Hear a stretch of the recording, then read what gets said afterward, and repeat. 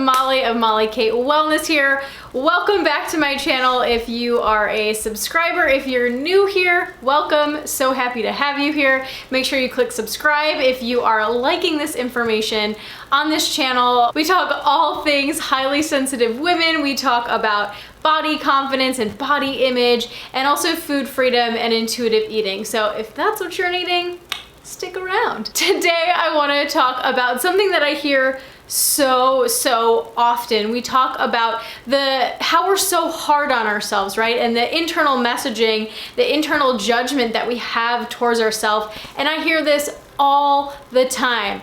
I'm just so hard on myself. Nobody's saying these things to me. I know it's just silly. Is that you? Are you saying these things to yourself? Raise your hand.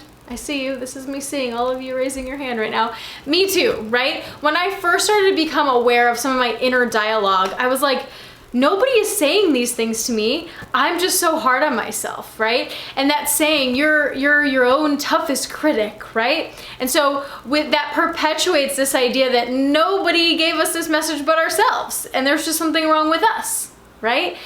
Wrong. Okay, so today well, that was a really intense wrong, but I'm gonna go with it. Today in this video, I'm gonna be helping you get a little bit more curious about why this is happening and dig a little bit deeper. So first I wanna touch on a piece of information that you need to know that's gonna help you with this. Highly sensitive people are more attuned to implicit messaging.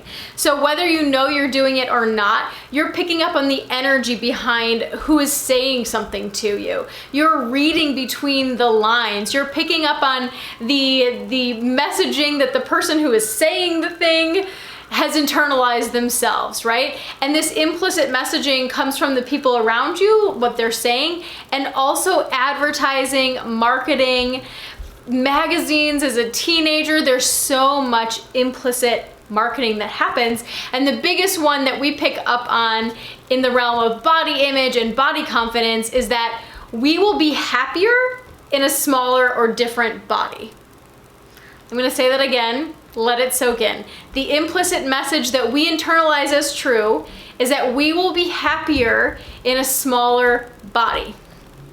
The diet culture and the beauty industry do an excellent job of sending this message implicitly, and us highly sensitive people eat it up, right? Without even knowing. And then we internalize it as our own, okay? So you need to know that you as a highly sensitive person, you're picking up on more implicit messaging than maybe the average person, okay? This is a really great imagery approach. I just made that up.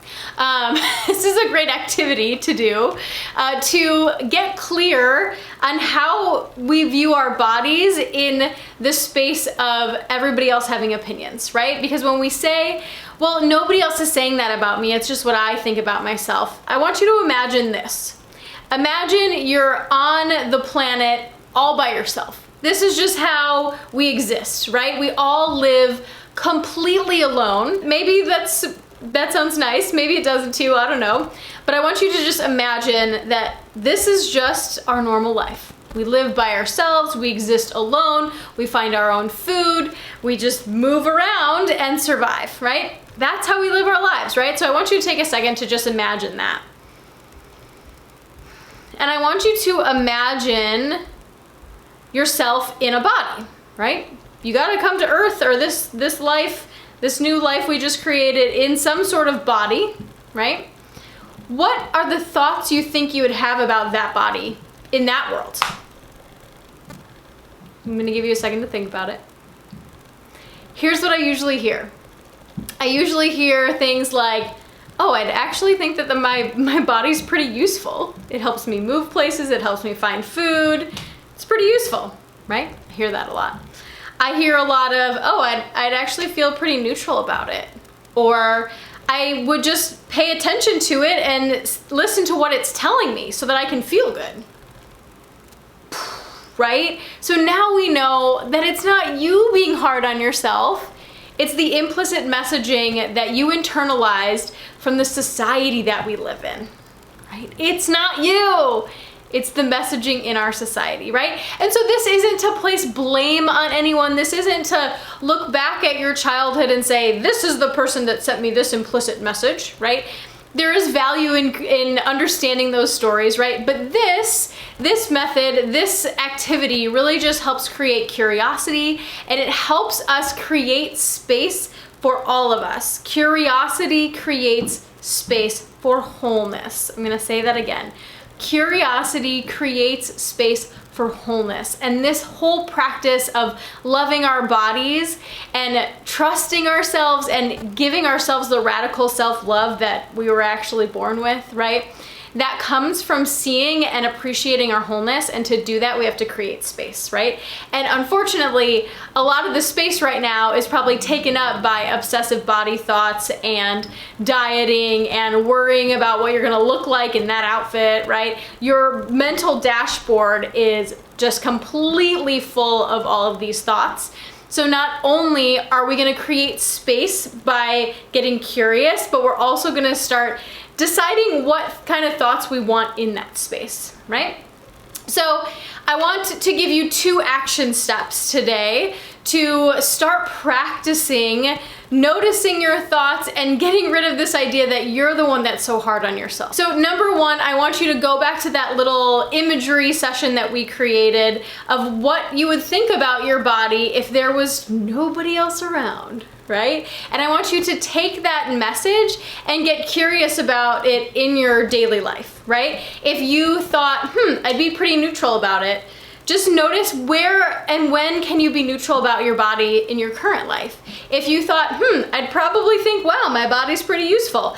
How can you start to notice how useful your body is to you every single day? I mean, me here recording this video, I'm like, wow, my body's letting me sit on this chair. My body's letting me hold up my head. My body's letting me speak to you, right? My body is so useful, and so is yours, okay? So that's the number 1 takeaway tip to do and practice this week. And number 2 is to really get curious about those implicit messages that you've internalized as a true narrative for you, right? You've internalized it as your own. So start getting curious, maybe even journal some of the thoughts that are coming up, right? Even if it's just, I'm so hard on myself, or I'm never going to find a relationship until I'm in this body, or I'm never gonna lose weight, or I'm never gonna have the body I desire, or so-and-so is gonna reject you if you gain weight. I want you to get curious about the thoughts that are going on inside of your head, and none of them are wrong.